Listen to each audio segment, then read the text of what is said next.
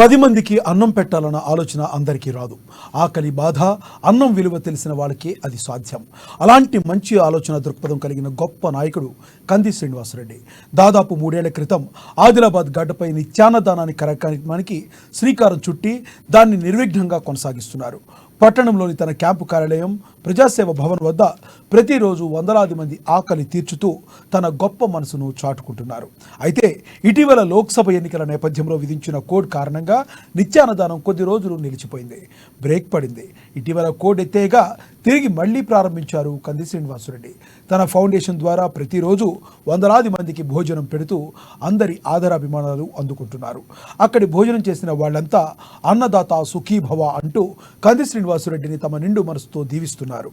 నిండు నూరేళ్లు చల్లగా ఉండాలంటూ తమ ఆశీర్వచనాలు అందిస్తున్నారు.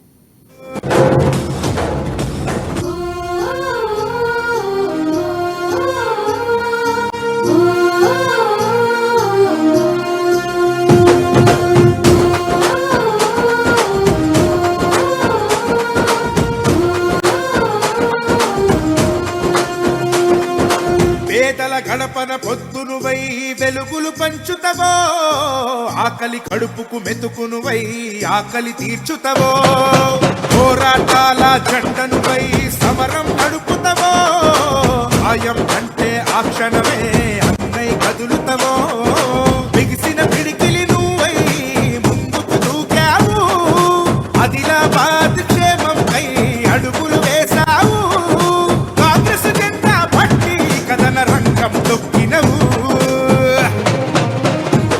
సీనన్న నీ వెంట నిరుపేదల చేయుత, కంది సీనన్న మాకు నువ్వే కొండంత, సీనన్న నీ వెంట నిరుపేదల చేయుత, కంది సీనన్న మాకు నువ్వే కొండంత.